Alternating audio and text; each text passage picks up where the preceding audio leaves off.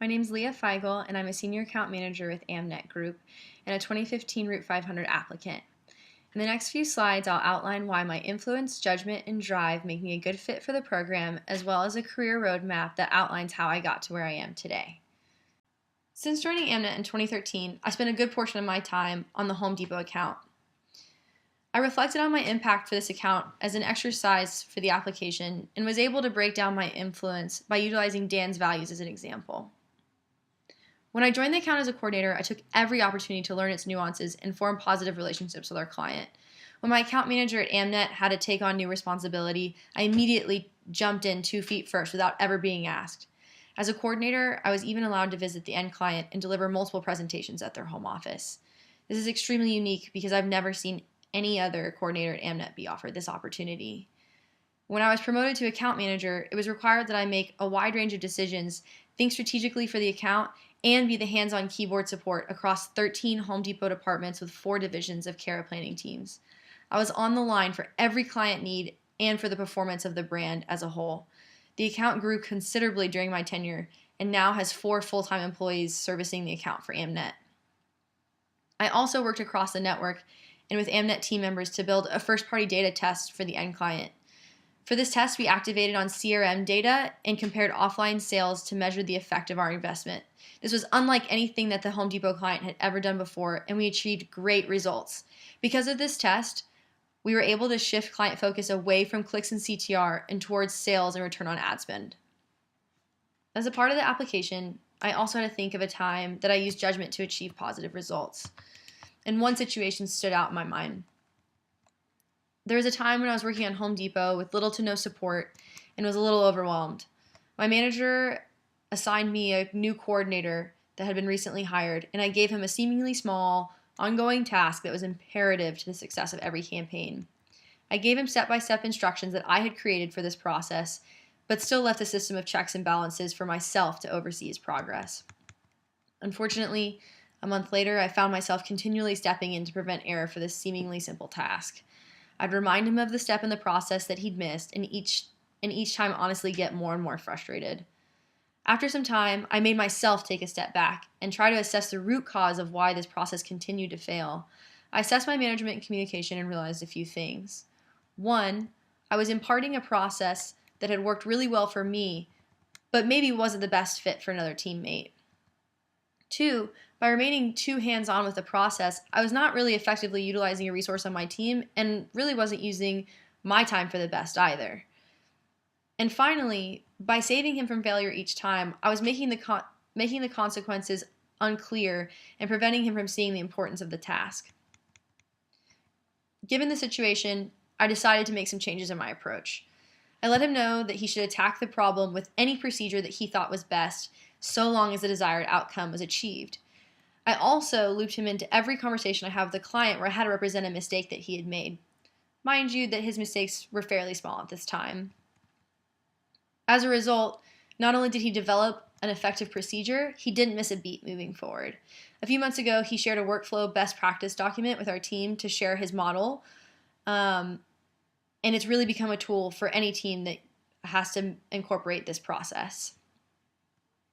In this situation, I really had to dig deep and realize that it was my behavior that could be changed for the better.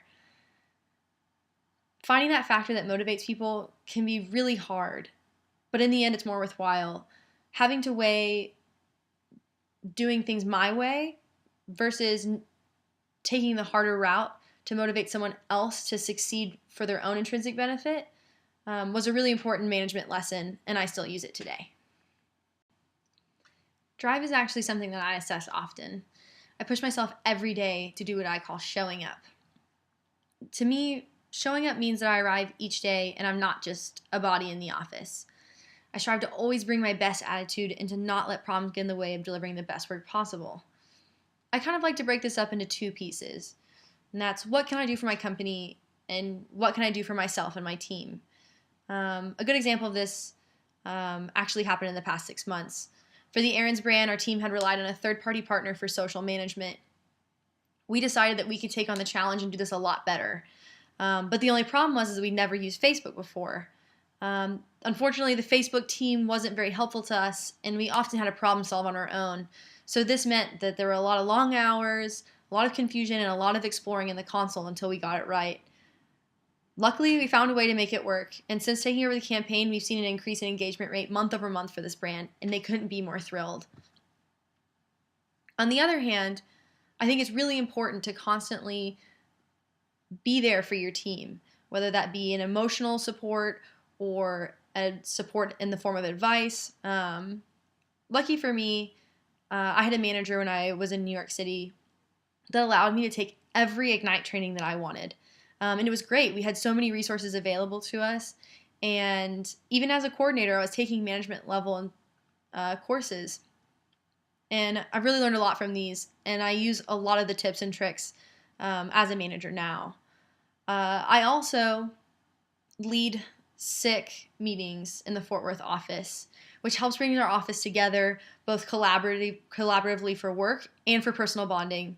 I think it's really important to have AmNet representation in these meetings so that we can really be cohesive together and in part do really great things for our brands.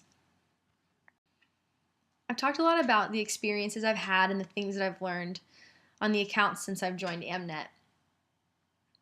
In the 2.5 years that I've been here, a lot has changed. I started out as a coordinator on the Home Depot account, and then within the next year was promoted to an account manager on that account, and eventually decided that it was time that I move back to my hometown in Fort Worth and manage the Home Depot account remotely, as well as taking on a few brands, Adidas, Gucci, and Hilton. Within the few months that I was in the Fort Worth office, my potential was noticed by my manager, and I was promoted to senior account manager, and I now oversee 2 AmNet team members as well as a whole host of brands. In the future, I really like to grow to become a driver for strategic solutions for Dentsu Aegis. I want to know about a lot of the cool things that we're doing across the network, and I want to meet the people who are making these really great decisions. And one day I'd like to represent us in the industry. I'd also like to grow as a manager and learn to lead by example. I practice this every day, but I think it can really be fostered through feedback. One day I'd also like to make it to the C-suite. I think that Route 500 would grant me the mentorship and the feedback that would really help me reach all of these goals, and the lessons that I learned would help me be a better leader and to do great things for our clients. Thank you for your consideration. I look forward to answering any questions you may have.